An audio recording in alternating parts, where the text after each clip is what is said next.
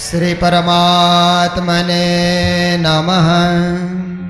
श्री गुरु चरण कमलेभ्यो नमः। सच्चिदानंद रूपाय विश्वोत्पत्त्यादि हेतवे तापत्रय विनाशाय श्रीकृष्णाय वयं नुमः। मंगल कृष्ण प्रणाम है मंगल धर्म प्रकाश, मंगल सुंदर साथ है मंगल धाम उजास। मंगल सुंदर साथ है मंगल धाम उजास। बोलो कृष्ण कन्हैया लाल की। परब्रह्म श्री कृष्ण की असीम अनुकंपा से,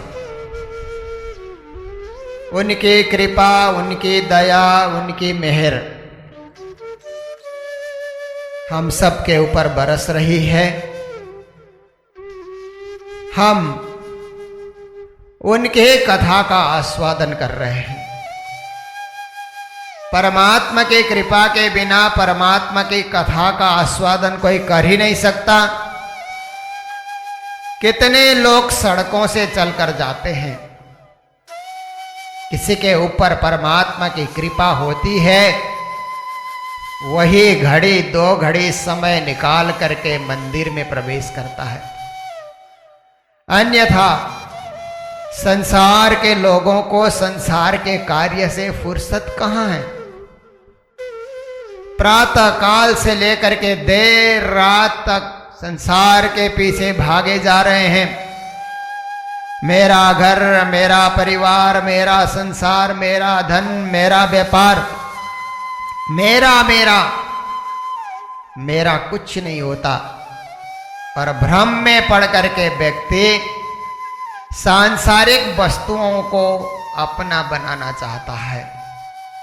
अपना तो मेरा शरीर भी नहीं होता, एक दिन ये शरीर भी साथ छोड़ करके चला जाएगा। इसलिए ज्ञान से ही मोह को कम किया जा सकता है।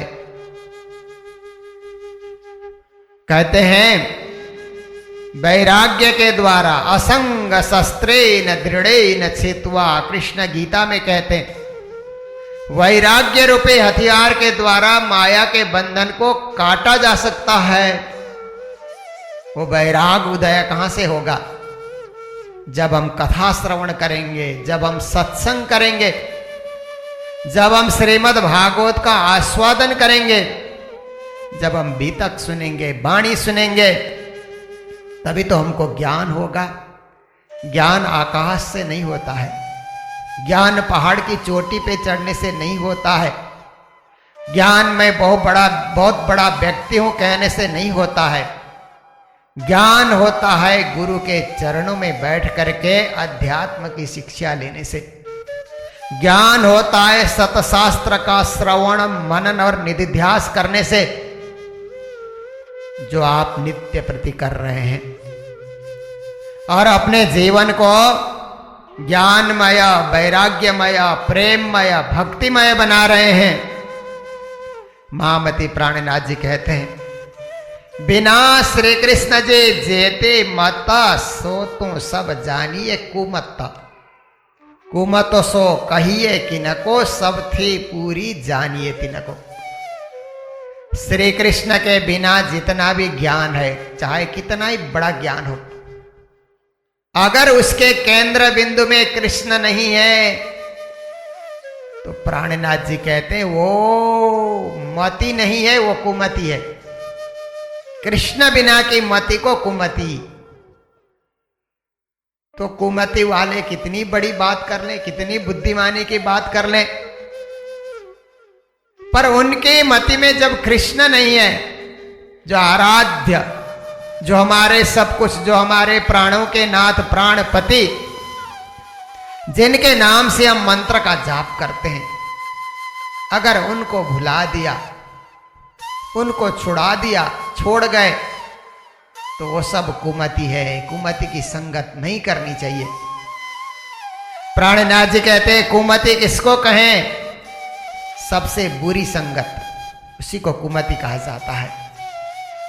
तो हम कृष्ण के भक्त बने, कृष्ण के दास बने, कृष्ण की सखी बने, कृष्ण के परमधाम को प्राप्ति करें, कृष्णमय बने, यही तो वाणी का सार है। श्रीमद् भागवत का भी यही सार है। 9वें स्कंद तक अन्य कथाओं में आप सबके बुद्धि को प्रविष्ट कराया और 10वें स्कंद में आकर के आपको कृष्णमय बना दिया, भावमय बना दिया, प्रेममय बना दिया। कृष्ण के आकर्षण में आप आकर्षित हो गए। तो कहते हैं वनम वृंदावनम नाम पसव्यम नवकाननम गोप गोपी गवाम सेव्याम पुण्याद्रे तृणबीरुधम। वृंदावन की महिमा गा रहे हैं। वनों में श्रेष्ठ वन वृंदावन, विश्व में ऐसा वन नहीं है वृंदावन के समान, जहां श्री कृष्ण अपने बछड़ों को लेकर के, गायों को लेकर के उनको चराने निकलते हैं। हरी हरी घास, हरी हरी दूब, और वो ब्रज 84 कोस, हर प्रकार से वहां पर पवित्र पवित्र पर्वत, घास, वनस्पतियां, लताएं, पशुओं के लिए हितकारी, गोप गोपी और गायों के लिए सुविधाजनक स्थान, सेवन करने योग्य स्थान, ऐसे परम वृंदावन की महिमा सारे नंद बाबा, सारे ग्वाले अब गोकुल को छोड़ करके वृंदावन की यात्रा में करके वृंदावन में बस गए, क्योंकि गोकुल में बारंबार असुरों का आक्रमण होने लगा। तो परिवार की सुरक्षा, गोधन की सुरक्षा, बालकों की सुरक्षा के लिए वृंदावन चले जाते हैं। वृंदावन में जाने के बाद भी श्री कृष्ण की लीला तो वही है, माखन चोरी लीला। कृष्ण का एक नाम माखन चोर भी है, पर माखन चुराने के बहाने भक्तों के हृदय को चुरा लेते हैं। माखन तो एक बहाना है, क्योंकि दुनिया में सबसे कोमल पदार्थ क्या है? मक्खन। मक्खन से कोमल क्या होता है? पर मक्खन से भी कोमल होता है हृदय। इसलिए परमात्मा मक्खन चुराने के बहाने कोमल हृदय को चुराते हैं।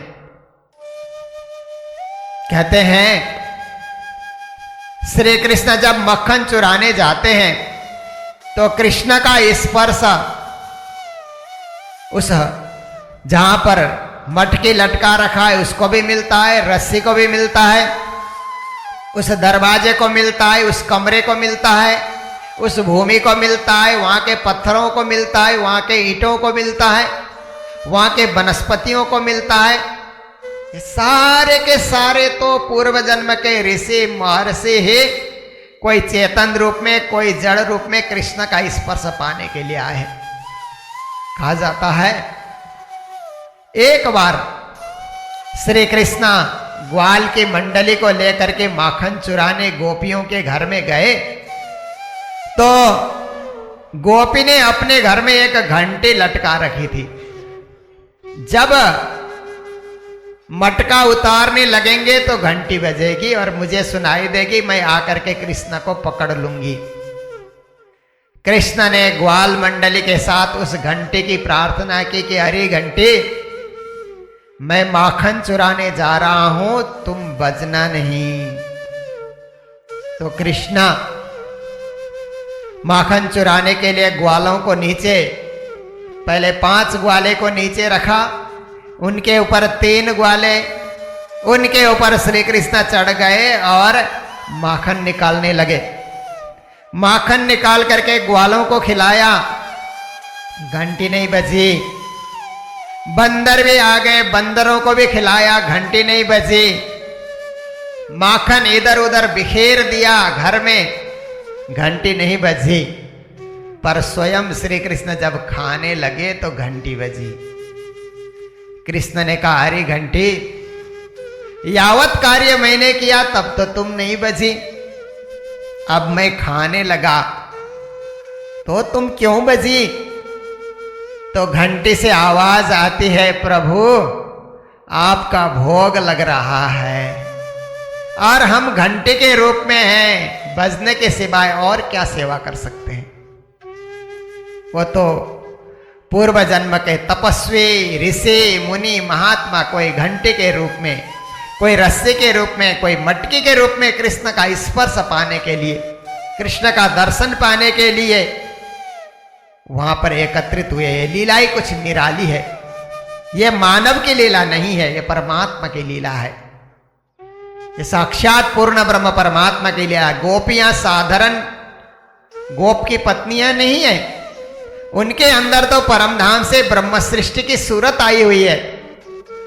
गोपी और कृष्ण की लीला संसार की लीला नहीं है, परमधाम की लीला हो रही है।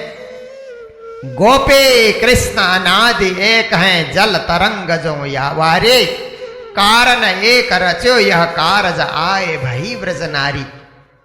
हमारे महात्माओं ने गौरी में कहा, गोपी कृष्ण तो परमधाम में अनादि शक्ति है, कार्य कारणवश गोपियां ब्रजनारी बन करके आई हैं और श्याम सुंदर नंद के लाला बन करके अनेक लीलाएं दिखा रहे हैं। ये तो संसार में कार्य कारण बस आए हैं परमधाम के, दोनों अनादि हैं। गोपी और कृष्ण के लीला तो सूर्य और सूर्य के किरणों की लीला के समान है, जल और जल के तरंग की लीला के समान है, फूल और फूल के सुगंध की लीला के समान है। तो ऐसी लीला वहां पर हो रही है। वहां पर वृंदावन में भी असुरों ने नहीं छोड़ा। जब उनको पता लगा कि ये गोकुल से सारे ग्वाले वृंदावन पहुंच गए हैं, तो कंस के भेजे हुए असुर वहां भी पहुंच जाते हैं और वहां भी जाकर के कुछ ना कुछ विघ्न उपस्थित करते हैं। असुरों का काम क्या है? विघ्न करना। देवताओं का काम है अच्छा करना, शुभ करना, मंगलकारी कार्य करना, किसी की मदद करना। और असुरों का कार्य है किसी को कष्ट पहुंचाना, किसी के कार्य में विघ्न डाल देना, गतिरोध पैदा करना, कहीं ना कहीं जाकर के व्यवधान उपस्थित करना। तो एक वत्सासुर नाम का एक कंस का भेजा हुआ असुर आया। कृष्ण बलराम बछड़ों को चराने लग गए थे। थोड़ी उम्र कुछ हो गई तो बछड़े चराने की छूट मिल गई, क्योंकि उस समय गायों को अलग चराया जाता था, बछड़ों को अलग चराया जाता था। बछड़े दूध ना, दिन में ही दूध ना चूस लें, इसके लिए गायों का झुंड अलग होता था। बड़े लोग गाय चराने जाते थे, छोटे छोटे ग्वाल बछड़ों को चराते थे। तो उसी समय श्री कृष्ण को मारने के नियत लेकर के वो दैत्य आया और बनावटी एक बछड़ा बन करके बछड़ों के झुंड में मिल गया। पर कृष्ण ने अपने आंख के इशारे से बलराम जी को बताया, ये बछड़ा ठीक नहीं है, ये नकली बछड़ा है, कोई असुर आया हुआ है। तो श्री कृष्ण ने सब बछड़े का पूंछ पकड़ करके आगे बढ़ाया, तो वो वाला बछड़ा बड़ा ढिठाई करता है। तो कृष्ण ने क्या किया, उसके पूंछ को पकड़ करके उसको घुमाना शुरू कर दिया और इतना घुमाया कि पीछे के दोनों पांव और पूंछ को पकड़ करके श्री कृष्ण ने ऐसे घुमाया, बार बार घुमा करके जोर से पटक दिया। तो एक कैथ का वृक्ष था, उसमें जा करके धड़ाम से वो गिरता है। और उसी समय सारे ग्वाल वाल उस समय कहते हैं, वाह कन्हैया वाह, ऐसे करके प्रशंसा करने लगे। और आकाश से देवता लोग भी फूल की वर्षा करने लगे। वो वत्सासुर का वहीं अंत हो जाता है। ये वत्सासुर कौन था? ये पूर्व जन्म में प्रमिल नाम का एक प्रतापी व्यक्ति था और इसने वशिष्ठ के आश्रम में जाकर के नंदिनी नाम के उनकी गौ को चुराना प्रारंभ किया। तो नंदिनी गौ ने कहा कि तू चुरा रहा है ऋषि के आश्रम से मुझे, तुझे श्राप है कि तुम जाकर के बछड़े बन जाओ। जब तक कृष्ण का स्पर्श न मिले बछड़े के रूप में कष्ट उठाते रहो। कृष्ण ने जितने भी असुरों का वध किया है सब किसी न किसी रूप में पूर्व जन्म का संबंध लेकर के आए। कल आपने पूतना के विषय में सुना, पूतना कौन थे? पूतना राजा बलि के कन्या रत्नमाला। जब वामन अवतार भगवान गए 3 पग भूमि मापने के लिए, तो उसके मन में विचार आया कि कितना सुंदर बालक है, ऐसे ही मेरा बालक होना चाहिए, और ऐसे ही बालक को गोद में लेकर के मैं स्तनपान कराना चाहती हूं। मन में इच्छा जागी। तो उस समय वामन अवतार ने कहा, इस जन्म में तो नहीं होगा, अगले बार कृष्ण जन्म होगा तो तेरी इच्छा पूरी कर दी जाएगी। वही रत्नमाला पूतना बन करके आई थी, श्री कृष्ण को स्तनपान कराया।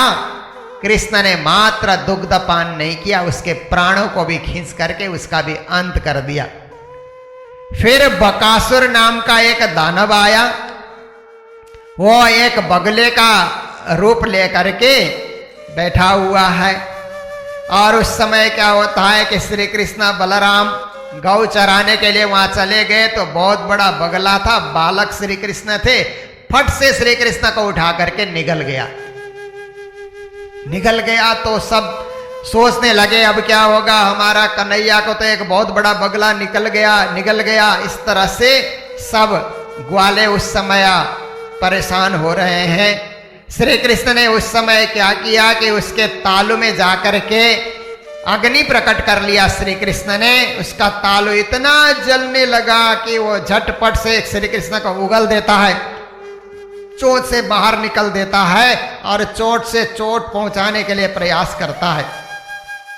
उस समय चोंच से कितना कृष्ण को मारा, उसका चोंच ही टूट जाता है, कृष्ण को कोई असर नहीं होता, क्योंकि वो तो परब्रह्म है। इसलिए साधारण जीव परब्रह्म को कोई चोट नहीं पहुंचा सकता। कंस का भेजा हुआ ये असुर था। तो इस तरह से बकासुर ने अनेक प्रयास किए श्री कृष्ण को कष्ट पहुंचाने के लिए। उसी समय श्री कृष्ण ने देखा कि ये तो आखिर असुर है, इसके साथ बहुत देर खेल नहीं करना चाहिए।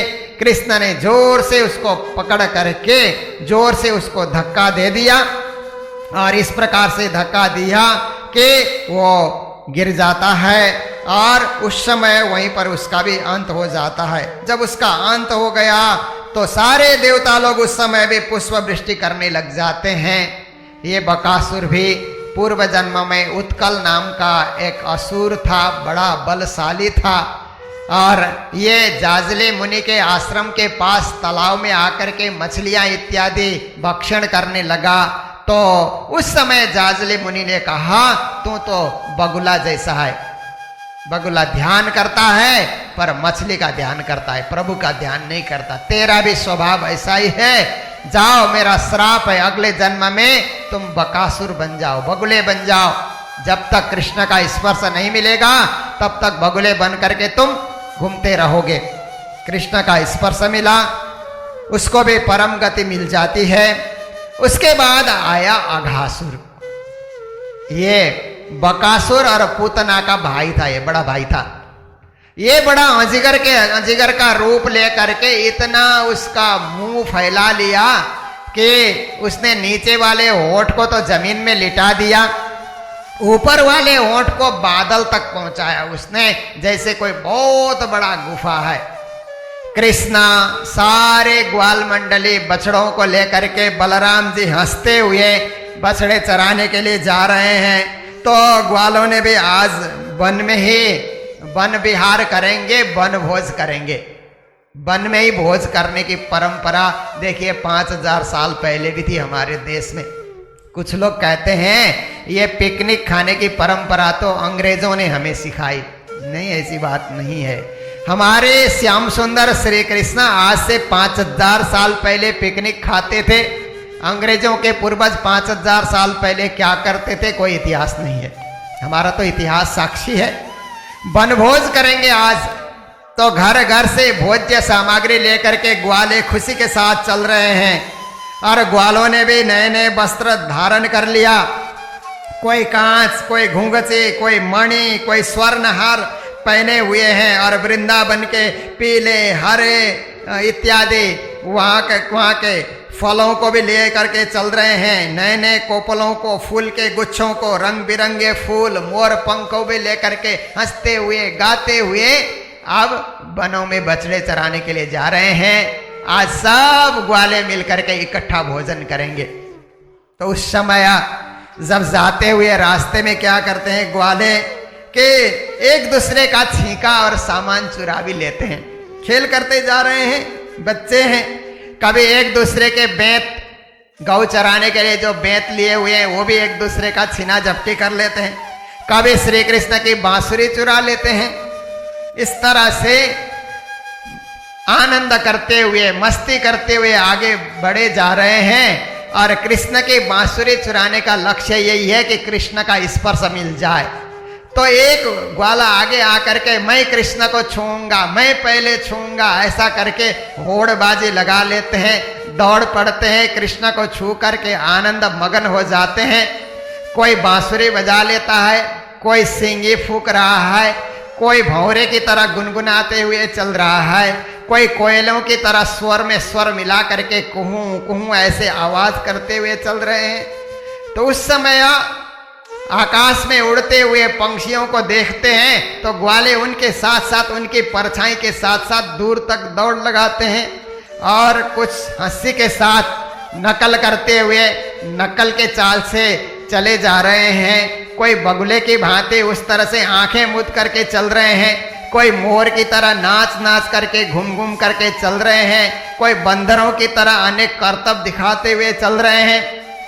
इस तरह से ग्वाले बड़े खुश होकर के, कभी कुछ ग्वाले पेड़ में भी चढ़ जाते हैं। बच्चों की शरारत, बालपन को आप देखिए, उन्हें बड़ी खुशी होती है किसी नए कार्य में जाने के लिए। तो सारे अपने फुदकते हुए, छलांग लगाते हुए, इस तरह से हंस करते हुए, एक दूसरे को भला बुरा सुनाते हुए, ध्वनि की प्रतिध्वनि करते हुए चले जा रहे हैं बछड़ों को चराने के लिए। तो अघासुर ने देखा ये सब के सब आ रहे हैं तो कृष्ण भी आ रहे हैं। उसने अपना इतना बड़ा मुंह फैला लिया तो सारे ग्वाले कहने लगे, श्याम सुंदर, ये नया गुफा हम लोगों ने कभी नहीं देखा था। इस मार्ग से तो हम लोग पहले भी आते जाते रहे, इस गुफा के तरफ हमारा ध्यान ही नहीं गया। आज हम सब लोग इस गुफा में घुस जाते हैं। कृष्ण समझ गए ये कोई असुर है, गुफा तो नहीं है, पर ग्वालों की ऐसी इच्छा है तो इन सब को बचा लिया जाएगा। तो धीरे धीरे खेलते हुए, कभी कुछ ग्वाले तो डरे से भी लगते हैं, कुछ मजाक भी कर रहे हैं, उस अजगर के मुंह में धीरे धीरे सब प्रवेश किए जा रहे हैं।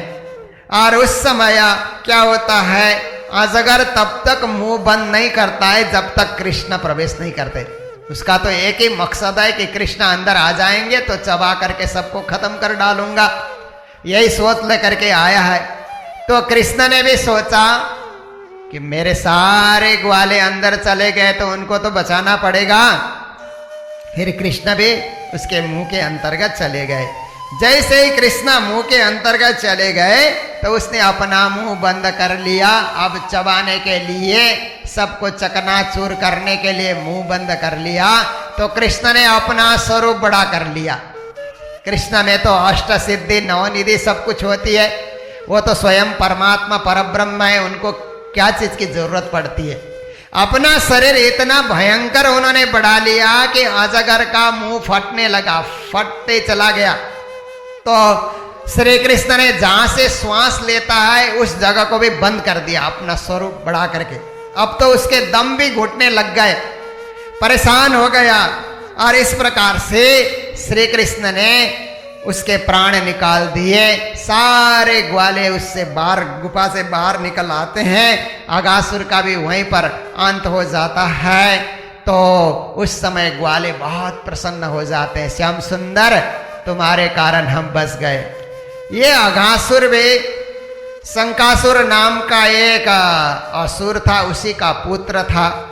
एक बार अष्टावक्र जी को चलते हुए इसने देखा। अष्टावक्र जी तो 8 जगह से टेढ़े थे ना, उनको चलते हुए देखा तो उनकी नकल मारने लगा। खुद भी टेढ़ा मेढ़ा होकर के चल रहा है। अष्टावक्र जी बड़े ज्ञानी थे। कहते हैं, अरे मूर्ख, मेरा शरीर तो टेढ़ा है जन्म से, मेरी नकल मार रहा है और अजगर की तरह चलता है, मेरा श्राप है, अगले जन्म में तू अजगर बन जाएगा। ऐसा करके उन्होंने श्राप दे दिया। वही अघासुर बना हुआ था। तो अब श्री कृष्ण ने अपना वदन बढ़ा करके उसका भी अंत कर दिया।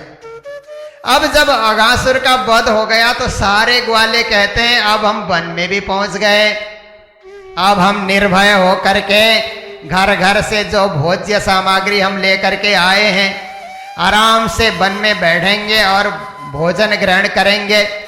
तो सब ग्वाले एकत्रित हो गए। तो ब्रह्मा जी ने सुना कि श्री कृष्ण ने अघासुर नाम के उस अजगर का भी वध कर दिया है। तो ब्रह्मलोक से पुष्प बरसाने के लिए, कृष्ण के ऊपर पुष्प वृष्टि करने के लिए ब्रह्मा जी आए। इधर ग्वालों के साथ श्री कृष्ण नाश्ता करने की तैयारी में है। तो घर घर से जो सामग्री लेकर के आए हैं सब इकट्ठा किया गया। ग्वाले लोग कृष्ण को घेर कर बैठे हुए हैं। मध्य में आकाश में तारों के बीच में चंद्रमा शोभा पाने की भांति श्री कृष्ण शोभा पा रहे हैं। तो तुम क्या लेकर के आए, तुम क्या लेकर के आए, तुम क्या लेकर के आए। घर घर से सबका सामान निकाला जा रहा है, आपस में एक दूसरे को बांटा जा रहा है और ग्वाले लोग खा रहे हैं। श्री कृष्ण भी ग्वालों के हिस्सा भी ले रहे हैं, अपना भी ग्रहण कर रहे हैं। ये दृश्य ब्रह्मा जी ने देखा तो ब्रह्मा जी के मन में शंका हो गई। गर्भवास में मैंने स्तुति की थी, यही परमेश्वर है, परब्रह्म है, यही सबके मालिक हैं, ऐसी स्तुति की थी। पर ये तो ग्वाल बच्चों के साथ खेल रहे हैं, साधारण बालक की तरह लीला कर रहे हैं। क्या बात है, मैं परीक्षा करके देखता हूं कि जिसकी मैंने स्तुति की क्या वही श्याम सुंदर है।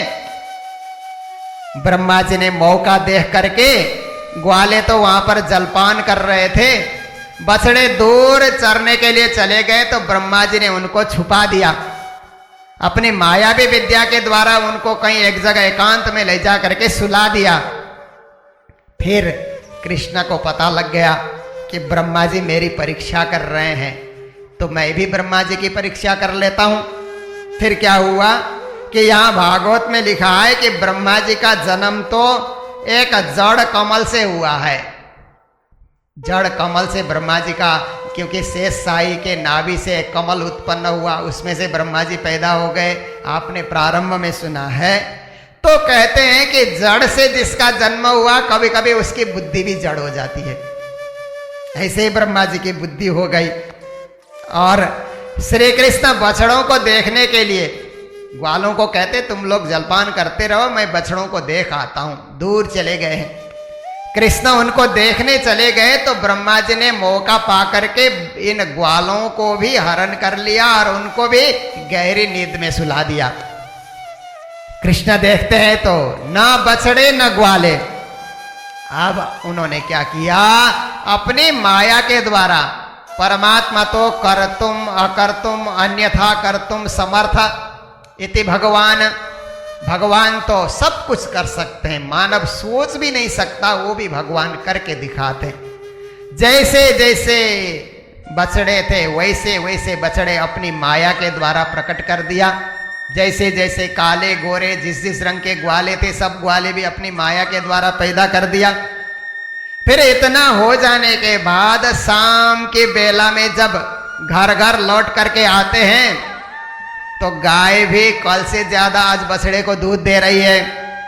ग्वालिनियां भी गोद में रख रही है अपने बालक को, कल से ज्यादा स्नेह दे रही है, छाती से लगा रही है। मेरा बच्चा ऐसा करते हुए आज ज्यादा ही प्यार मिल रहा है। ये क्या कारण है? जब मैया यशोदा कृष्ण को गोद में रखती थी, छाती से लगाती थी, तो सभी गोपियों के मन में ऐसी इच्छा होती थी कि ऐसा मौका हमको भी मिलता, हम भी कन्हैया को गोद में रखते, छाती से लगाते। तो आज श्री कृष्ण ने उनकी इच्छा पूरी कर दी। और गायों के मन में ऐसी इच्छा होती थी कि नंद बाबा के घर में जो पद्मगंधा नाम की गाय है, कृष्ण उसके दूध को ज्यादा पसंद करते हैं। कभी ऐसा मौका हमको मिलता कि हमारे दूध को श्री कृष्ण स्वयं ग्रहण करते।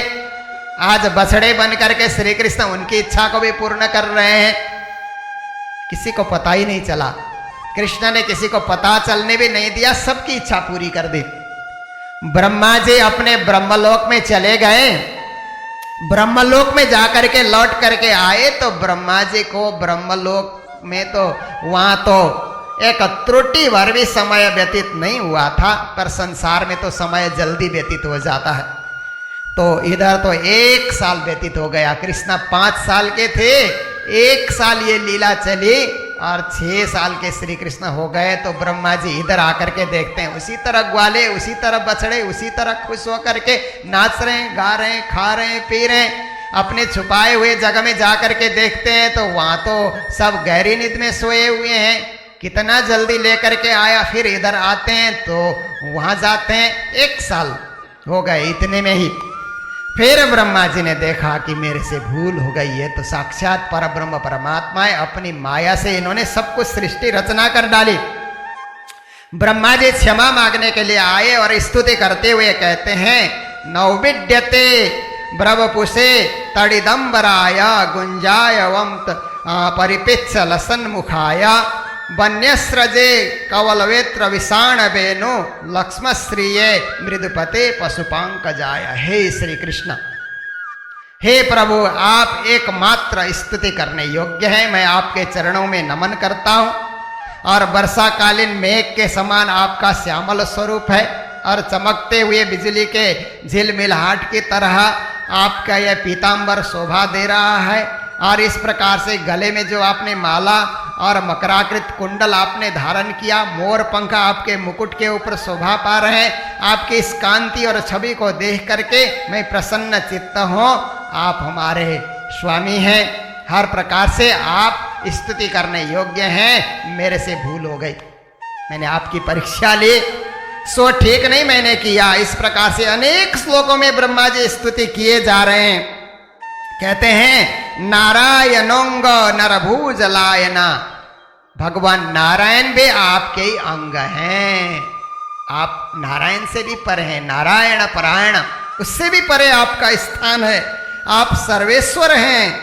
फिर कहते हैं, अहो भाग्यम नंद गोप ब्रजोकसाम यन्मित्रम परमानंदम पूर्णम ब्रह्म सनातनम। वो कितने भाग्यशाली हैं। बाबा नंदा, मैया यशोदा, ग्वाले, गोपियां कितने भाग्यशाली हैं कि श्री कृष्ण जिनके मित्र हैं, उनके कृष्ण के साथ उनको खेलने को, हंसने को, खाने को, रहने को मिलता है। कितने भाग्यशाली हैं। मेरे को तो जन्म जन्मांतर चाहे पशु योनि में मुझे जाना क्यों न पड़े, मुझे भी ऐसा ही अवसर मिलना चाहिए जीवन में।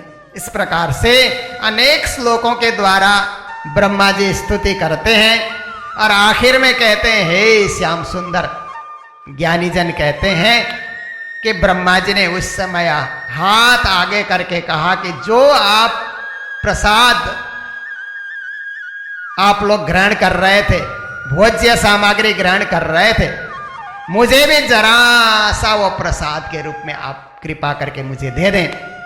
सारे कृष्ण ने अपनी माया के द्वारा जो ग्वाल और बछड़े तैयार किए थे उनको अपने में अंतर्निहित कर लिया। ब्रह्मा जी ने जहां पर छुपाया था उनको वापस कर दिया। तो श्री कृष्ण उन सबको कहने लगे, वो भोज्य सामग्री तो वैसे ही है, आओ भोजन करो मेरे साथ ग्वाले। ग्वाले भी नींद में से उठने की तरह उनको अनुभव हुआ। सब खुश होकर के कृष्ण से मिले, खाने की तैयारी हुई। तो ब्रह्मा जी कहते हैं, मुझे भी जरा सा प्रसाद मिलना चाहिए। तो कृष्ण ने कहा, ब्रह्मा जी आप इसके अधिकारी नहीं हैं, क्योंकि ये तो प्रेम की बात है। जहां व्यक्ति में तर्क आ जाता है, शंका उपशंका आ जाती है कि ये ब्रह्म है कि नहीं, ये क्या है, इसकी परीक्षा कर लें, वो प्रेम के मार्ग पे नहीं चल सकता। ब्रह्मा जी आप इसके अधिकारी नहीं हैं। तो पंचम दास महाराज, भोग बनाने वाले पंचम दास महाराज क्या कहते हैं, कोटि यतन करिके ब्रह्मा थाके, सो जूठन नहीं पाए, सो जूठन धनी सहज कृपा से पंच मनीष दिन पाए। ब्रह्मा जी ने करोड़ों यत्न किए। कहा जाता है कि ये जमुना में जाकर के हाथ धोएंगे तो वहां मैं बैठूंगा और वो उनका हस्त प्रक्षालन का जल पी लूंगा। कृष्ण जी ने कहा आज जमुना में हाथ नहीं धोया जाएगा, आज तो दूध से हाथ धोया जाएगा। पानी से हम क्यों धोएंगे, हमारे तो इतना दूध है, 9 लाख गाय है। फिर दूसरे दिन उन्होंने सोचा कि यहीं पर कुछ जूठा उठा गिराएंगे तो मैं पक्षी बन करके उसे ग्रहण कर लूं। तो उस समय भी कृष्ण जी ने कहा कि देखो प्रसाद का बड़ा भारी महत्व होता है, एक शीत भी जमीन में नहीं गिराना। तो ग्वालों ने पूरा ही उनको चाट लिया, पत्तल को भी चाट करके कुछ बचाया ही नहीं, ब्रह्मा जी को कुछ नहीं मिला। तो ब्रह्मा जी अपने ब्रह्मलोक जाने लगे। तो ज्ञानी जन कहते हैं कि कृष्ण ने सोचा ब्रह्मा जी ने मेरी परीक्षा ली सो तो ले, अब मैं ब्रह्मा जी की परीक्षा लेता हूं। तो कृष्ण चतुर्मुखी ब्रह्मा बन करके ब्रह्मलोक में पहले ही चले गए और उस आसन में विराजमान हो गए जहां ब्रह्मा जी रहते थे। और द्वारपालों को कहा देखो द्वारपालों, एक नकली ब्रह्मा भी कहीं घूम रहा है, हो सकता है यहां आकर के प्रवेश करने की कोशिश करे तो उसको अंदर घुसने नहीं देना। द्वारपालों ने कहा जैसे पितामह आपका जैसे आदेश है। तो ब्रह्मा जी अपने ब्रह्मलोक में अपने दरबार में प्रवेश करने लगे तो द्वारपालों ने रोक दिया, अरे नकली ब्रह्मा यहां नहीं जा सकते हो, हमारे असली ब्रह्मा जी आ चुके हैं, आसन में विराजमान हो चुके हैं। ब्रह्मा जी सोचने लगे द्वारपालों तुम लोग क्या कह रहे हो, तुम लोगों को मैंने नियुक्त किया है? नहीं नहीं हम आपको जाने नहीं देते हैं, आप नकली हैं। तब ब्रह्मा जी को पता लगा कि जिसकी परीक्षा मैं लेना चाहता था उसने मेरी परीक्षा ले ली। आज साधारण द्वारपाल भी मुझे अपने भवन में प्रवेश करने नहीं दे रहे हैं। हे श्याम सुंदर मेरी परीक्षा हो गई। तो इस प्रकार से श्री कृष्ण साक्षात पूर्ण ब्रह्म परमात्मा है, सारे देवी देवता उनके नीचे काम करते हैं। देखने में देवी देवता बड़े हैं, बुढ़े हैं, सृष्टि के आरंभ से हैं, पर कृष्ण कहते हैं उन सबको मैया दक्षेन प्रकृति सूयते सचराचरम, संपूर्ण प्रकृति मेरी अध्यक्षता में कार्य कर रही है। ब्रह्मा विष्णु महेश सारे 33 कोटि देवी देवता श्री कृष्ण के अधीनस्थ होकर के ही कार्य कर रहे हैं। तो उसके बाद फिर आगे और एक धेनुकासुर नाम का एक गधे के रूप में ताड़ का वन था, वहां पर वो गधे के रूप में रहा करता था। तो एक श्रीदामा नाम के श्री कृष्ण के मित्र थे। अब ये 1 साल समय कैसे बीता इस संबंध में यहां पर बताते हैं कि ग्वालों ने आकर के अपने माताओं को बताया कि आज कृष्ण ने वो अगासुर नाम का अजगर का वध किया। तो वो तो 1 साल पहले हो चुका था, 1 साल बाद खबर कर रहे हैं क्योंकि ये लोग तो ब्रह्मा की मोहिनी में सोए पड़े हुए थे। तो इस तरह से यहाँ उस बात को भी स्पष्टीकरण दे रहे हैं। फिर उसके बाद श्रीदामा नाम का ग्वाला कहता है कि यहाँ ये ताड़ का वन है परंतु गधे के रूप में धेनुकासुर वहां पर रहता है, किसी को घुसने नहीं देता और वहाँ के सुंदर सुंदर फल हम लोग खा नहीं पा रहे हैं। श्याम सुंदर बलराम जी अगर आप लोग चलें और उसको वहाँ से हटा दें तो हम लोग उसका फल भी वहाँ पर ग्रहण करेंगे। वृंदावन में कोई फल ऐसा नहीं कि हमने नहीं खाया हो, तो वहाँ भी हम लोग जाना चाहते हैं, ग्वालों की इच्छा है। जब वहाँ पहुँचे तो धेनुकासुर आया और उसने 2 लात एक साथ बलराम जी के ऊपर ठोक दिया। तो बलराम जी ने विचार किया ये मेरे हाथ से ही वध होना चाहता है, जो भी असुर आते हैं कृष्ण ही वध कर देता है, कोई कोई मौका तो मुझे भी मिलना चाहिए। कृष्ण ने भी सोचा कि ये बड़े भाई हैं उनको भी सम्मान देना चाहिए।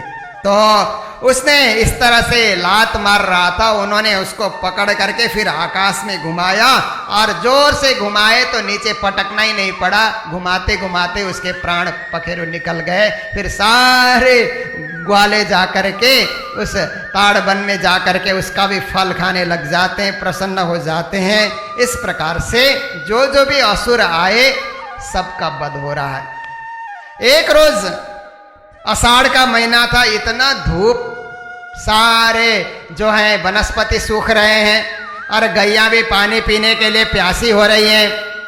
पर जमुना का एक कुंड था, उस कुंड में कालिया नाम का एक नाग रहता था, बहुत बड़ा, और वो जहर फैलाता था। वहां जाकर के कोई भी पानी पिए तो मर जाते थे, गैया भी मर जाती थी, पक्षी भी उड़ते हुए मर जाते थे। तो कृष्ण ने विचार किया कि इसको यहाँ से हटाना चाहिए।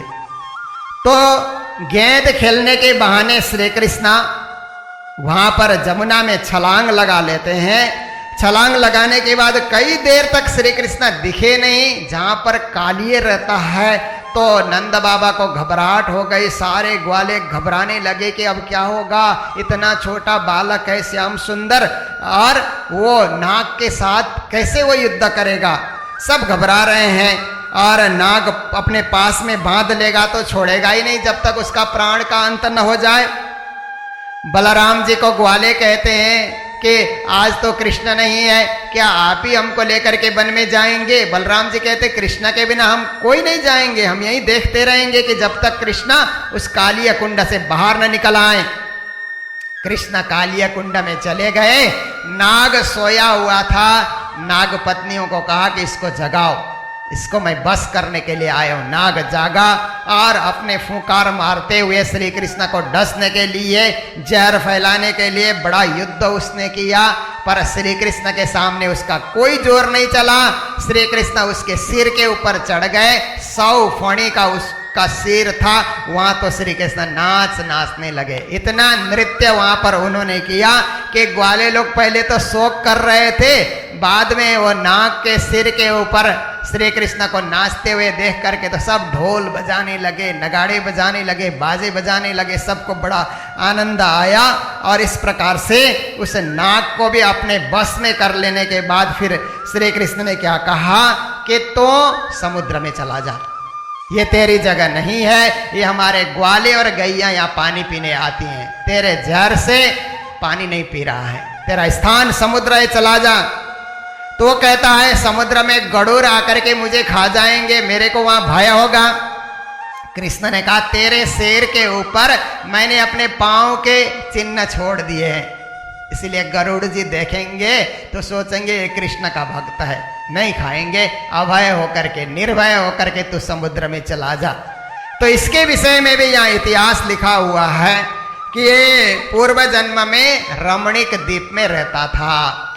रमणीक द्वीप को आजकल ऑस्ट्रेलिया कहा जाता है, जैसे केतुमाल को यूरोप कहा जाता है, भद्राश्व खंड को अफ्रीका कहा जाता है। इसी प्रकार से अलग अलग 7 द्वीप अलग अलग नाम से थे उस समय, आजकल उनका नाम अलग हो गया है। हिरण्यक कहा जाता था उसको, आजकल अमेरिका कहा जाता है। तो ये रम्यक द्वीप में रहता था। तो वहाँ पर क्या है कि नाग वहाँ पर रहा करते थे। फिर वहीं पर एक सौरभी नाम के ऋषि थे। फिर क्या हुआ कि वहाँ पर गरुड़ जी चले जाएं और रोज एक नाग को खा लें। तो नागों ने सलाह करके कि महीने में एक बार आप एक को लीजिए, तो इसकी बारी आने लगी थी। घबरा करके इधर आया तो सौरभी ऋषि ने विचार किया कि मेरी तपस्या भंग होती है, गरुड़ जी आकर के नाग को खा लेते हैं, तो इतने एरिया में गरुड़ जी ना आए, ऐसा उन्होंने अपने तपस्या के बल से साधना की थी। कालिया आकर के वहीं छुप गया था। अब श्री कृष्ण की कृपा से वो भी मुक्त हो जाता है। इसके बाद आता है प्रलंबासुर। कितने असुर कंस ने भेजे, पर कृष्ण का कोई कुछ बिगाड़ नहीं सकता है। प्रलंबासुर भी आता है और आकर के ग्वाल मंडली में घुस जाता है। सारे ग्वाले खेल रहे थे। खेलते कैसे थे, एक ग्वाला घोड़ा बन जाता है, उसके ऊपर दूसरा ग्वाला चढ़ जाता है, दूर तक उसको लेकर के जाए, इस तरह से खेल उनका चलता था। तो इस तरह सारे ग्वाले खेल रहे हैं। तो प्रलंब भी ग्वाला बन करके आया और घोड़े की तरफ खड़ा हो गया। बलराम जी उसके ऊपर सवार हो गए तो ले करके जहां तक पहुंचना था उससे दूर निकल गया। बलराम जी को मारने के लिए दूर निकल गया। तो बलराम जी ने सोचा ये असुर है, कहीं बीच में ग्वाले के रूप में घुस गया। फिर उन्होंने अपनी शक्ति के साथ गुस्सा मार मार करके उसका भी वध कर दिया, पृथ्वी में गिर पड़ा, उसका भी अंत हो जाता है। गैयों को चराते हुए आगे जा रहे थे तो दावानल, जंगल में क्या होता है कि जब ज्यादा तूफान आता है तो जंगल के लकड़ी आपस में एक दूसरे से टकराते हैं, वहां अग्नि पैदा हो जाती है, जंगल में आग जलने लग जाती है। ऐसे दावानल वहां पर प्रकट हो गया। सब गैया ग्वाले घबरा गए तो श्री कृष्ण ने सबको कहा आंखें बंद करो। सबने आंखें बंद की तो उस अग्नि को अपने में खींच लिया, अग्नि का पान कर लिया। इसलिए विषाग्नि, मुंजाग्नि, दावाग्नि, तीनों प्रकार के अग्नि को श्री कृष्ण ने पान कर लिया। इसलिए कहते हैं तापत्रय विनाशाय श्री कृष्णाय वयम नुमः। तीनों प्रकार के ताप से जो अपने भक्तों को रक्षा करते हैं, ऐसे श्री कृष्ण को बार बार नमन, बार बार प्रणाम। फिर आगे वर्षा ऋतु में कैसे ब्रजमंडल की शोभा होती थी। वृंदावन में बरसात हो तो भी गायों को तो चराना ही पड़ता है, दूध निकालना ही पड़ता है, जमुना जी में जल भरने जाना ही पड़ता है। उस ऋतु में भी श्याम सुंदर कैसे वर्षा ऋतु में सबको सुख देते हैं। उसके बाद शरद ऋतु आती है तो शरद ऋतु में जो प्राकृतिक सौंदर्यता बढ़ जाती है, उस समय श्याम सुंदर किस प्रकार से बंसी बजा करके सबको आनंद देते हैं। यहाँ पर सुखदेव मुनि महाराज उसका भी वर्णन कर रहे हैं। वेणु गीत है। बरहा पेड़म नटवर बपू कर्णयो कर्णिकारम बिभ्रद वास कनक कपिसम वैजयंतीम च मालाम रंध्रान वेनो रदर सुदया पूरयन गोप वृंदय वृंदारण्यम सपद रमनम प्राविशद गीत कीर्ति। कहा जाता है सुखदेव जी पहले निराकार ब्रह्म की साधना कर रहे थे, पर जहां साधना कर रहे थे वेद व्यास जी के शिष्यों ने जाकर के यही श्लोक वहां पर पाठ किया, बरहा पीड़म नटवर बपू कर्णयो कर्णिकारम। तो इस श्लोक से सुखदेव जी का निराकार का ध्यान भंग हो जाता है, फिर शुद्ध साकार श्री कृष्ण का ध्यान लग जाता है।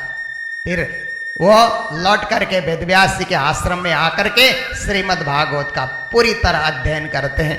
तो ये श्लोक बहुत ही अर्थपूर्ण मार्मिक है कि श्री कृष्ण हर प्रकार से मयूर पिच्छा और इस प्रकार से पीले पीले पुष्प धारण करके शरीर में पीताम्बर धारण करके बैठे हुए हैं। नटवर्षा उनका शरीर है और बांसुरी हाथ में लिए हुए हैं, अपने अधर में बांसुरी ले करके, और इस प्रकार से ग्वाल बाल के साथ वृंदावन में बंसी बजाने के लिए तैयार खड़े हैं। उनकी शोभा, उनके सौंदर्य का पूरी तरह यहाँ व्याख्या की गई है। फिर गोपियां वेणुगीत, बंसी को देख करके गोपियों को लगता है कि अरे बंसी तेरा कितना बड़ा भाग है, हम गोपियों को तो कभी कभी श्याम सुंदर के दर्शन मिलते हैं। फिर घर का सारा काम करते हुए कभी जल भरने के बहाने, कभी नंदनगर जाने के बहाने श्याम सुंदर तुम्हारे दर्शन करते हैं। पर ये बंसी कितनी भाग्यशाली है। देखो श्री कृष्ण हमेशा तेरे को आदर अष्ट में लटकाए रहते हैं। गोपियां कहती हैं कि बंसी तू तो हमारी सौत की तरह है, जब तेरे को देखते हैं तो हमारे मन में ईर्षा होने लगती है। जब तो भगवान के आदर अष्ट में आ जाती है ना, भगवान नीचे वाले होठ में तेरे को रखते हैं, तो हम लोग सोचते हैं भगवान के सुंदर सुंदर नीचे वाले होठ को तुमने गद्दा बना लिया और ऊपर वाले होठ को तुमने तकिया बना लिया, और भगवान आंख की पलकें झपकते हैं ना तो ऐसा लगता है कि तुम्हारे ऊपर पंखा कर रहे हैं। और भगवान जब अपने सुंदर सुंदर कोमल उंगलियों से तेरे छिद्र के ऊपर जब भगवान उंगलियां फेरने लगते हैं तो हमको लगता है धीरे धीरे तेरी मालिश कर रहे हैं भगवान। ऐसी हमारे मन में ईर्षा होती है। ये तो देखिए प्रेम की बात है, ये भावना की बात है, भक्ति की बात है, ये ईर्षा की बात नहीं है। तो ये वेणु गीत में हर प्रकार से देखो नटवर श्याम कितनी मधुर बंसी बजाता है रागों के साथ, और उस बंसी में हम सबका नाम पुकार लेता है। वेणु गीत भी बहुत अर्थपूर्ण है, रसपूर्ण है, भावनापूर्ण है। तो महामती प्राणनाथ जी महाराज भी इस वेणु गीत के संबंध में, उस बंसी के संबंध में अपनी वाणी में प्रकाश डालते हैं। बेण तणी विगत कहो तमने, कोरे कांगरी जड़ाओ, मोह बड़ा नीला मध्य लाल, छेड़े आसमानी रंग सुहाए। कृष्ण जो बंसी बजाते हैं वो बंसी कैसी है? कहते हैं बंसी की विगत वर्णन सुनो।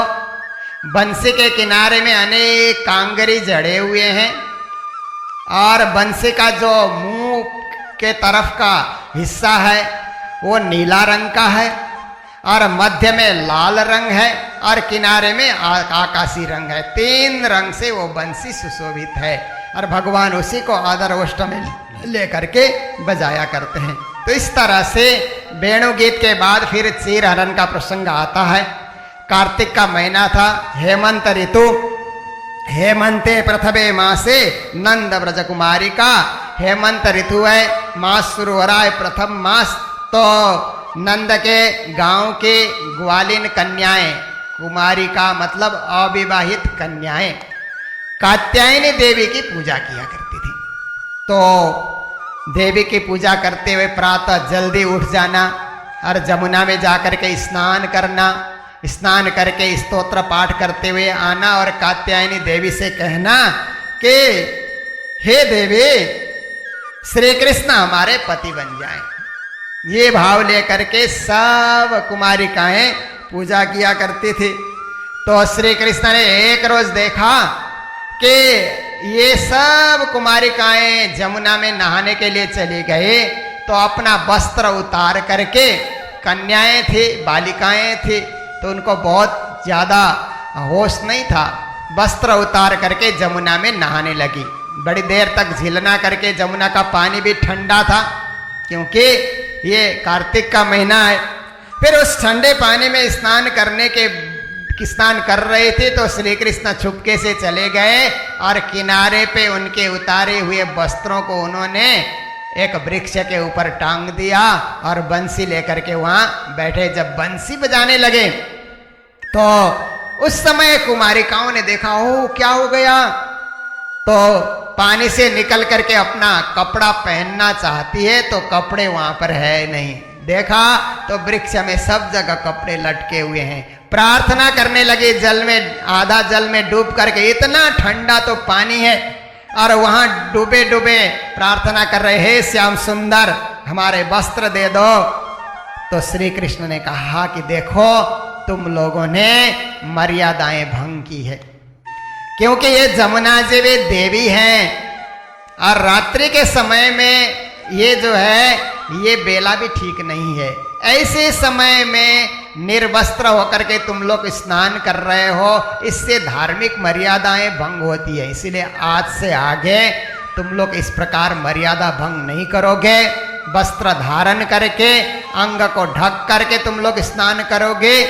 तो सब ने कहा हमें स्वीकार है, हमारे वस्त्र दे दो। तो श्री कृष्ण ने कहा तुम लोग अपना वस्त्र ले लो। तो उन्होंने अपना वस्त्र आकर के ग्रहण कर लिया।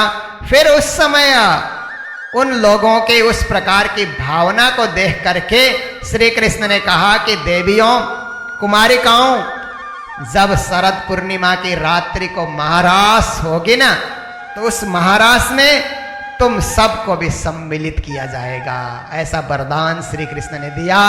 इसलिए रास के लीला में केवल ब्रज की गोपियां मात्र नहीं थी, ब्रज की कुमारिकाएं भी थी।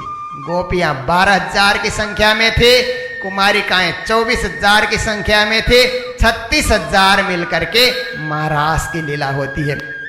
इसी संदर्भ में एक कवि कहता है, ब्रजे प्रसिद्धम नवनीत चौरम, गोपांगनानाम च दुकूल चौरम, अनेक जन्मार्जित पाप चौरम, चौराग्र गण्यम सततम नमामि। हे श्री कृष्ण, ब्रजमंडल में आपने माखन चुराया और गोपियों के, कुमारिकाओं के वस्त्र चुराए। मेरे पास आओगे तो क्या चुराओगे?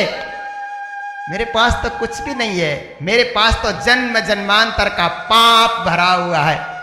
हे श्याम सुंदर, मेरे पाप को चुरा लो ना। अनेक जन्मार्जित पाप चौरम, जन्म जन्मांतर के मेरे पाप को चुरा लो।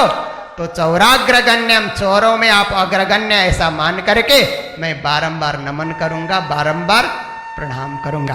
कहने का तात्पर्य है श्री कृष्ण हमारे जन्म जन्मांतर के पाप को चुराने में भी सक्षम हैं। अब इसके बाद यज्ञ पत्नियों पर कृपा, हम एक के बाद एक कृष्ण की लीला श्रवण करके आगे बढ़ते जा रहे हैं। तो श्री कृष्ण ने ब्रज 84 कोस में रहते थे, तो जमुना पार करके मथुरा के तरफ गए नहीं। उन्होंने नियम रख रखा था कि जिस दिन जमुना पार करेंगे तो वापस नहीं आएंगे। फिर उन्होंने कहा था कि जब तक ब्रज भूमि में रहेंगे जूते नहीं धारण करेंगे, तब तक जूते उन्होंने नहीं पहने। तो कहा जाता है कि बछड़े चल चल करके कृष्ण चलने की भूमि को इतना मुलायम बना देते थे कि कोई कांटा और पत्थर कृष्ण को गड़े नहीं। फिर कृष्ण ने नियम बनाया था जब तक ब्रज भूमि में रहेंगे केस छोटा नहीं करेंगे, बाल घुंघर वाले हैं, नैन जो मत वाले हैं वही मेरा श्याम, वो घुंघराले बाल इसी तरह वो रखते रहे। तो इस प्रकार के कई सारे नियम थे श्री कृष्ण के। तो उन्होंने उस तरफ मथुरा में ब्राह्मण लोग हवन यज्ञ कर रहे हैं और जमुना के इस तरफ ग्वाले बलराम श्री कृष्ण सब गए हैं, भूख लग रही है, उधर मेवा मिष्टान्न और अनेक पकवान बन रहे हैं, उसकी सुगंधी इस तरफ भी आ रही है। कृष्ण ने ग्वालों को कहा कि अरे ग्वालों, उधर हवन यज्ञ चल रहा है, जाओ जा करके कुछ मांग करके ले आओ, कुछ भोजन कुछ भी दे, भोज्य सामग्री ले करके आओ। कुछ नहीं दिया तो उन्होंने जो वहाँ पर भोग धराने के लिए अन्न भोग भात चावल जो कुछ भी बना रखा है मांग करके ले आओ। ग्वाले चले गए जमुना पार करके और ब्राह्मण लोग हवन कर रहे हैं, स्वाहा स्वधा स्वाहा ऐसे करके हवन किए जा रहे हैं। ग्वाले पहुंचे और कहने लगे ब्राह्मण देव, हमारे श्याम सुंदर श्री कृष्ण बस नजदीक आए हुए हैं, बलराम जी भी साथ में हैं, उन दोनों को बड़ी भूख लगी हुई है और हम ग्वाले भी भूखे हैं। आप लोगों के पास तो बहुत भोज्य सामग्री है, थोड़ा कुछ दीजिए, हम अपने श्याम सुंदर के लिए लेकर के जा सकें। ब्राह्मणों ने हाँ भी नहीं कहा ना भी नहीं कहा, अपने स्वाहा स्वधा उसी में लगे हुए हैं, पूजा अर्चना किए जा रहे हैं। तो इस प्रकार से ये वेदवादी ब्राह्मण थे, स्वर्ग कामना की इच्छा लेकर के एक अंगिरस नाम का यज्ञ किए जा रहे थे। तो ग्वाले वापिस आ गए, खाली हाथ आ गए। कृष्ण से कहते हैं उन्होंने कुछ नहीं सुना, कुछ नहीं दिया। कृष्ण कहते हैं किससे मांगा? ब्राह्मणों से। यही तो गलती हो गई, ब्राह्मणियों से मांगो। पीछे के दरवाजे से जाना और ब्राह्मणियों को कहना कि श्याम सुंदर आए हुए हैं। ग्वाले पीछे से चले गए। ब्राह्मणियां अनेक पकवान इत्यादि बना करके भोग धराने की तैयारी में थी। जैसे ही ग्वालों ने कहा कि थोड़े दूर पे हमारे श्याम सुंदर आए हुए हैं, भूखे हैं, कुछ भोज्य सामग्री मांग रहे हैं, तो उस समय तो ब्राह्मणियां थालियों में सब खाने के सामान सजा करके सिर में लेकर के पीछे के दरवाजे से निकल गई, क्योंकि उन्होंने सुन ब्रज की गोपियां श्री कृष्ण को कितना खिलाती है माखन मिश्री, और कृष्ण तो पूर्ण ब्रह्म परमात्मा है। इस प्रकार के दृश्य उन्होंने देख रखे थे, सुन रखे थे। तो आज मौका लगा, सब भोज्य सामग्री लेकर के आए और कृष्ण को, बलराम को, ग्वालों को सबको खिलाया। कृष्ण भी बड़े प्रसन्न चित्त हो गए। तो ब्राह्मणियां हाथ जोड़ करके कहती हैं कि हे प्रभु, आपको तो हर प्रकार से हमने खिलाया, हमारी इच्छा भी पूरी हो गई। हम बरसों से इच्छा लेकर के बैठे थे कि कभी हम भी अपने हाथों से श्याम सुंदर को खिलाएं, पर अब हमारे पति लोग डांटेंगे। जो भोग व्यंजन देवताओं को धराने के लिए बनाया है वो सब तो हम इधर लेकर के आ गए, अब हमारे पति हमें घर से भी निकाल देंगे, स्वीकार भी नहीं करेंगे, हमारा क्या हाल होगा, कौन हमें अपनाएगा? कृष्ण ने कहा ब्राह्मणियों, इसमें कोई घबराने की बात नहीं है, तुम लोग सौभाग्यशाली हो, भाग्यवती हो, और तुम लोगों ने अच्छा काम किया है। तुम लोग बिना भय रखे निर्भय होकर के अपने घर में चले जाओ, कोई कुछ नहीं बोलेगा। श्री कृष्ण ने आशीर्वाद दे दिया और ब्राह्मण लोग भी हवन इत्यादि पूरा करके बैठे हुए थे। ये ब्राह्मणियां सब अपने अपने उस यज्ञ मंडप में वहां पहुंचने लगे। तो ब्राह्मण लोगों ने कुछ नहीं कहा, धन्य है तुम सौभाग्यशाली हो, तुम सब भाग्यशाली हो, हम तो कृष्ण को नहीं पहचान सके, तुम लोगों ने पहचान लिया और उनको भोग व्यंजन ग्रहण कराया, धन्य। ऐसा करके उनकी प्रशंसा करने लगे। ये सब श्री कृष्ण की लीला थी, क्योंकि कृष्ण को लीला पुरुषोत्तम कहा जाता है। ऐसे पुरुषोत्तम भगवान जो भी लीला करते हैं उसमें आनंद का ही विस्तार होता है। एक बार दिवाली के दूसरे दिन इंद्र की पूजा होती थी। सारे ग्वाले ब्रजवासी इंद्र की पूजा करते थे। उनका विश्वास था कि इंद्र की पूजा करने से, इंद्र जल के देवता हैं, जल बरसाते हैं तो पहाड़ों में घास निकल आते हैं, और हमारी गैया घास खाती है तो दूध देती है, हम तो ग्वाले दूध का ही धंधा करने वाले हैं। तो इंद्र की पूजा के लिए अनेक भोग व्यंजन प्रातः काल से बन रहा है। कृष्ण ने जाकर के नंद बाबा को कहा कि बाबा आज क्या उत्सव होने वाला है, इतनी सारी मिठाइयाँ बन रही है, इतनी सारी तैयारी हो रही है, क्या है आज, कौन सा महोत्सव है आज? तो नंद बाबा कहते हैं आज हम सब ब्रजवासी इंद्र की पूजा करते हैं, उसकी तैयारी चल रही है। तो कृष्ण ने कहा क्यों इंद्र की पूजा करते? क्योंकि वह जल के देवता हैं। कृष्ण कहते हैं कर्मणा जायते जंतु कर्मणैव विलीयते, सुखम दुखम भयम क्षेमम कर्मणैव विपद्यते। इंद्र का काम है जल बरसाना। सब देवी देवताओं का अपना अपना काम है, वो अपनी अपनी ड्यूटी करते रहेंगे, अपने अपने कर्म के वशीभूत होकर के सब कोई काम कर रहे हैं। आप पूजा करो ना करो, सब अपने कर्म करते रहेंगे। और आपको यदि घास चाहिए तो घास तो गोवर्धन पर्वत में अपने आप उगाता है, गोवर्धन की पूजा आप क्यों नहीं करते? मेरा मानो तो इस बार गोवर्धन की पूजा करो। आप लोगों ने वर्षों से इंद्र की पूजा की, क्या कभी इंद्र ने प्रकट होकर के आपके भोग व्यंजन को ग्रहण किया? सब ग्वाले कहते नहीं किया। इस बार गोवर्धन भगवान प्रकट होकर के आप सबके धराए हुए भोग व्यंजन को भी ग्रहण करेंगे। कृष्ण की बातों में सारे ग्वाले आ गए। फिर अपने अपने घर से खीर, हलवा, पुआ, पूड़ी आदि आदि और मूंग की दाल की बनाए हुए सब व्यंजन, दूध के अनेक सारे व्यंजन, भांति भांति के सब्जियां इत्यादि सब कुछ जो भोग व्यंजन के लिए तैयार किया गया, अपने अपने छकड़े में लेकर के, गायों को भी लेकर के, बछड़ों को भी लेकर के, अपने बच्चों को भी लेकर के सारे ग्वाले गोवर्धन के इर्द गिर्द सब तरफ खड़े हो गए और खड़े होकर के पूजा करने लगे। और पूजा करते हुए, पूजा करने के बाद भोग व्यंजन धराने लगे। तो कृष्ण ने विचार किया अब मेरा ही एक स्वरूप गोवर्धन भगवान बन जाएगा। अपना ही एक स्वरूप गोवर्धन के चोटी पे उन्होंने खड़ा कर लिया और नीचे से कह रहे हैं ग्वालों देखो भगवान प्रकट हो गए। और खाने भी लगे, भोग व्यंजन स्वीकार भी करने लगे। तो सबको विश्वास हो गया, ओहो गोवर्धन भगवान तो साक्षात स्वरूप हैं, देखो हमारे चढ़ाए हुए भोग व्यंजन को ग्रहण कर रहे हैं। गोवर्धन जी तो खाते गए, इतना बड़ा पहाड़, इतना बड़ा पेट। ग्वालों को लगा, ग्वाले प्रार्थना करने लगे महाराज, गोवर्धन महाराज सब कुछ ग्रहण कर लोगे कि हमारे लिए कुछ प्रसाद भी छोड़ोगे? तो इस तरह से गोवर्धन की प्रार्थना किए जा रहे हैं। नारद जी ने जाकर के इंद्र को कहा कि इंद्र श्री कृष्ण ने तेरी पूजा तो छुड़ा दी और गोवर्धन की पूजा हो रही है। देखो इंद्र ने ऊपर से स्वर्ग से दृष्टि डाले तो सारे ग्वाले पहाड़ की पूजा किए जा रहे हैं, खुश हो रहे हैं। इंद्र ने अपने सांवर्तक इत्यादि मेघ गणों को बुला करके कहा कि आकाश से वर्षा करो, डुबा दो उनको, कृष्ण और बलराम सहित सबको जल में डुबा दो। इंद्र का आदेश हुआ, बारिश होने लगी, जोर जोर से सब घबराने लगे, क्या होगा हे श्री कृष्णा, ऐसे आंधी चल रही है, बरसात हो रही है, मेघ गरज रहे हैं, क्या होगा, हम कहाँ जाएंगे? तो राधा जी ने कहा हे श्याम सुंदर, अपने टेढ़ी नजरों से कहा कि अब तक तो इतना मेवा मिष्टान्न गोवर्धन बन करके खाते रहे, सबको बुलाते रहे, अब इनकी रक्षा भी करोगे कि नहीं? अब विपत्ति आ गई है तो इनकी रक्षा भी करो।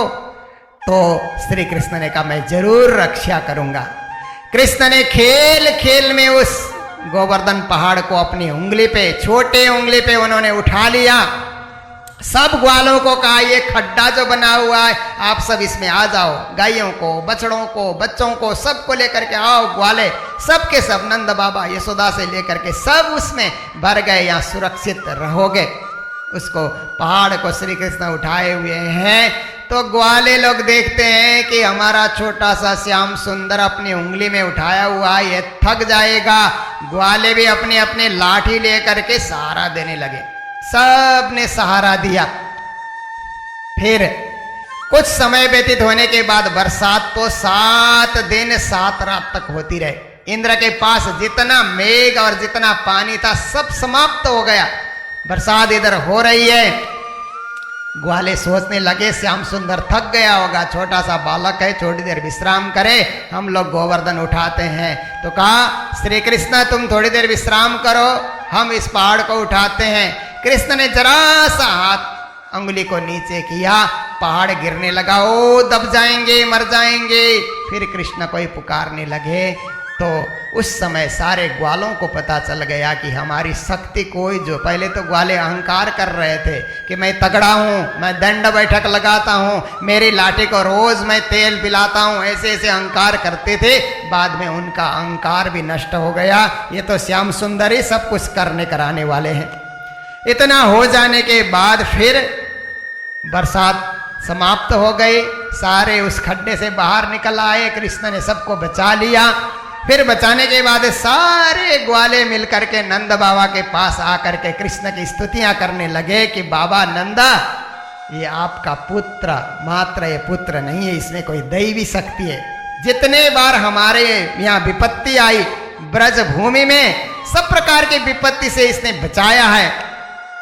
और उधर इंद्र ने भी देखा कि मेरी भूल हो गई, वो तो पूर्ण ब्रह्म परमात्मा है, मैंने अनजाने ही जल बरसाया, उनको कष्ट दिया, उनके पास जाकर के क्षमा याचना करना चाहिए। गोलोक धाम से कामधेनु भी चल करके आए, इंद्र भी आए, और इस प्रकार से श्री कृष्ण के सामने आकर के इंद्र बारंबार प्रार्थना कर रहे हैं कि मुझे क्षमा करें।